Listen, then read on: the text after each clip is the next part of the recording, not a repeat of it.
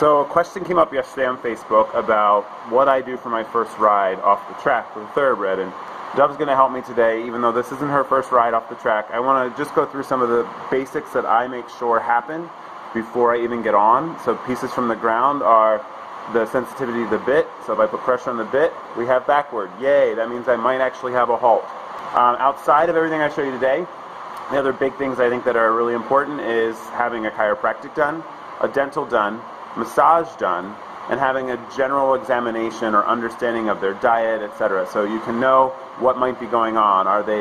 Do they have a predisposed condition that's going to cause them to maybe be side sensitive or be mouth sensitive or be a little head sore, neck sore? Where are they tight? Are they sunk here? So I always make sure a chiropractic, massage, dental, and some sort of equine veterinary consultation at least before I even get on them. That's kind of my baseline, and then from there I'm always doing groundwork. So I'll show you the groundwork I do to establish whether I'm even going to get on this horse yet or not. That includes making sure they stand at the mounting block quietly, that they yield to pressure on the bit for a halt or reverse, that they yield to pressure on their sides so that I know that they're going to go away from my leg and not bulge into it, that they can yield their haunches away from me. Those are the four big pieces I look for before I even get on them. So we'll start there. Okay, so I mentioned that one of the first things I do is make sure there's reaction to the bit. And that's me not pushing her back with my body, but literally applying pressure on the bit with my hand, and we get a step back, a release. That hopefully means that I'm actually going to have a halt and a potential rein back under saddle. She at least respects the bit to an extent. I can actually apply more pressure. I'm not moving my body. She's going backward. That's great. I have sensitivity there. Forward. Now for forward, that's going to be, I'm going to face her, and I have the dressage whip here. I've already made sure she's not reactive to the dressage whip. She's a little bit aware of it. We've worked with this a little bit before, so she shouldn't be highly reactive, but make sure that's the first thing you want to do, is make sure that your horse is not reactive. I'm going to simply, I have a saddle on her today. Normally this would be without the saddle, but I'm going to just kind of tap her sides with the whip. And we got a forward, slightly sideways, but I got a reaction off of the whip, so that was really important. The next piece is really to see the shield, the haunches over. So if I tap her on this haunches, we go to that side. Good job. If I do it on the other side, do I get the same reaction? I should. And watch. That's all it takes for me is she now is yielding. So I know that when I put my leg there, she should yield away from the pressure. Again, standing this side. So what else do I know now? She's going to bulge probably more into my left leg than she will to the right. That is just because when I stand here with the whip on this side, I'm not getting that same quick reaction that I do on the other side, right? Watch this side. There we go, good girl. Okay? If I go on this side, the reaction's a lot quicker. Part of that's because she also knows what she's supposed to do here, but just be aware of that. You might notice that you have an imbalance in your horse by doing this work from the ground. The next thing is introducing to the mounting block and making sure they can stand. I'm going to bring the mounting block hopefully into view here for everyone, and we're going to step her up. Now notice this is the wrong side. I have the mounting block faced the wrong way. I don't necessarily walk my horses up to the mounting block. What I do is park them. I bring her haunches to it. I do that initially by teaching her to yield the haunches with the whip. I want to park her haunches. I want to swing them around. Nope. So bit pressure to go back. Haunches to the side, haunches to the side. We've got this leg here I need to move, right? There we go. I need to move this leg without stepping on it.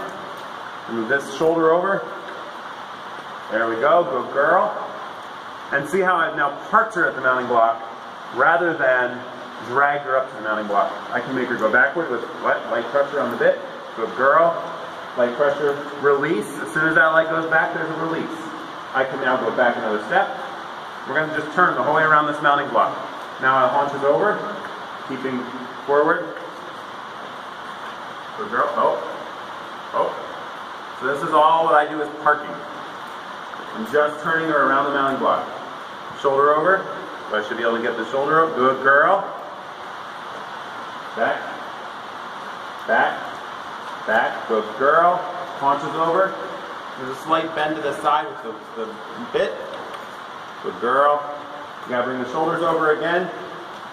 And if they get too nervous, she's gotten a little bit, up from this, I'm gonna stop. I know she knows how to do it. Hope. Good girl. I'm going to go around again. Hope.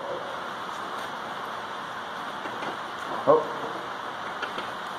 Good girl. Okay. So we made it the whole way around the mounting block in a backward momentum, or backward motion. I wouldn't say do that the first time with your horse, but that's just kind of a basic line that I do. Now for actually under saddle, the first thing I'll do with her is just get on and we're just going to walk around. But the big piece is going to be making sure she can stand quietly at the mounting block. So we're going to demonstrate that first. I'm going to back up. I'm going to just walk her up to it this time so we can see a little bit here. And I'm going to actually bring the mounting block to her. I'm also going to put the whip down now because we're also gotten a little whip reactive. And that now, the whip is replaced by my leg. Okay? So, I'm going to bring the mounting block to the side and place it next to her. I know that she knows how to park there. Reins are going to go over the head while I get the stirrups down.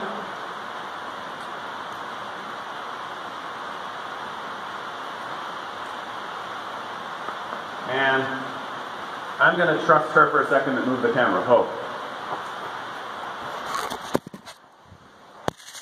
So we can get a view of the arena more than just this area in the front here. So we're going to move away a little bit so the mounting block's more in view. Here, big girl. Oh. Oh.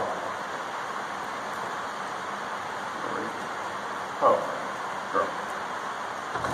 So, she should be able to ground tie. She didn't very well that time, but again, these are things we haven't been working on, these basics, and it's time to go back to the basics. It's good for any horse. Now, the first thing I want to see is what's the reaction when I step up on the mounting block. I have the reins in my hand. I don't want her to get spooky and run away. She's standing quietly. That's good. I'm going to come down while she's staying in the mounting block and tighten her girth. And she likes to blow up a lot of air. I'm going to go tighter on the girth before I get on. Okay. Now, I'm going to come up again. She's still standing quietly. I'm going to make sure my rein contact is there. I already know that I have a response off the rein, which is good. I'm going to put a foot in the stirrup.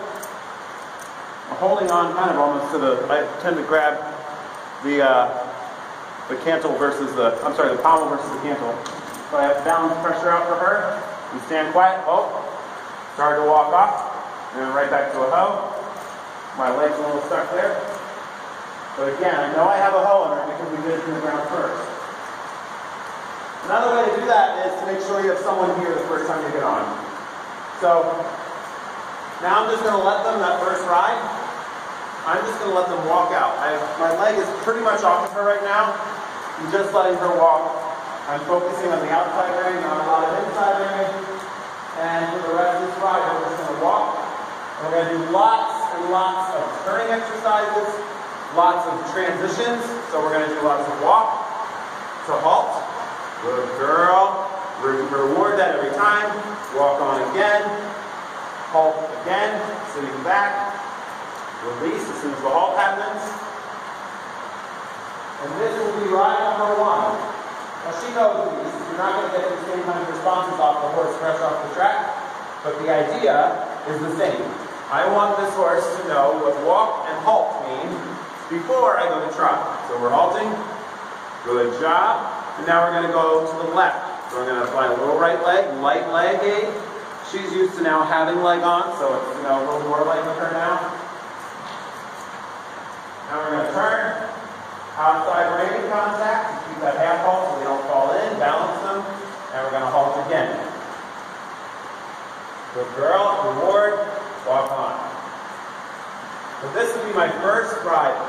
I would bring them up to the trot after we have a lot of successful walk to halt transitions. To walk. To halt. To walk. As soon as I have that, then I would say it's okay to start trotting.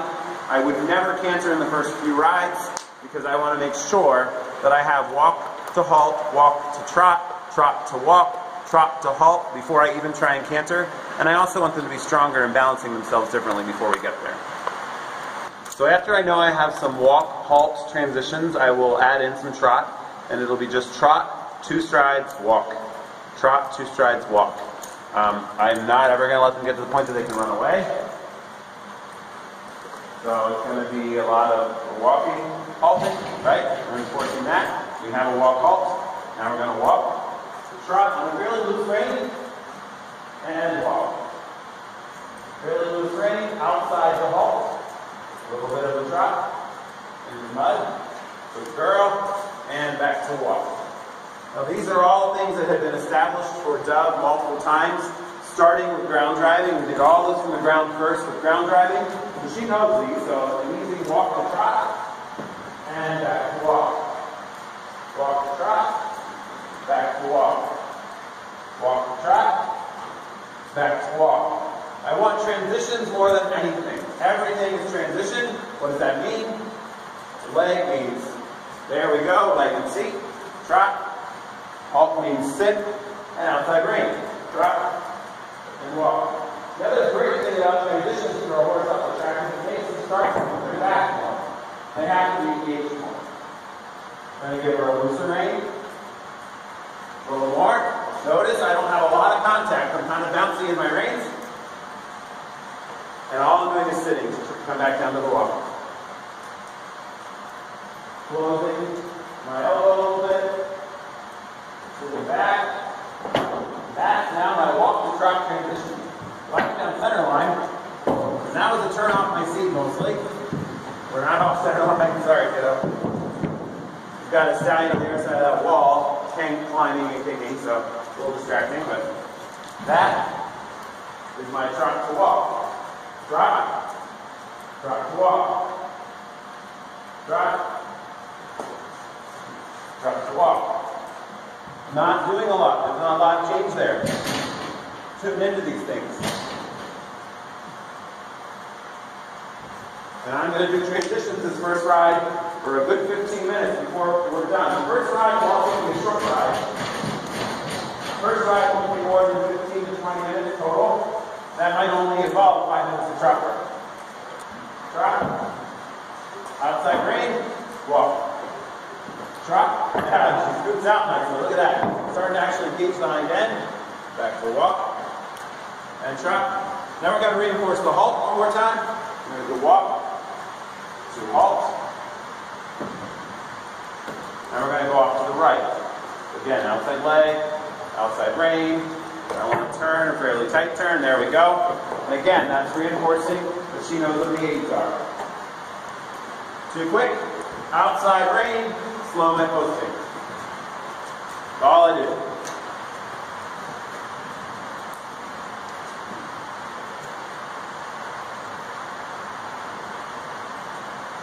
Outside rein.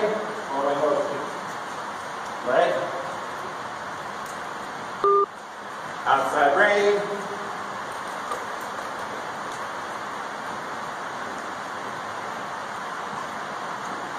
There we go. Leave it there. Now we're going to start again a lesson, which is quick on the long side, slow on the short side. So we'll see here. We get to the short side. Hop, hop. Now we're going to go a little quicker on the long. And slow down on the short.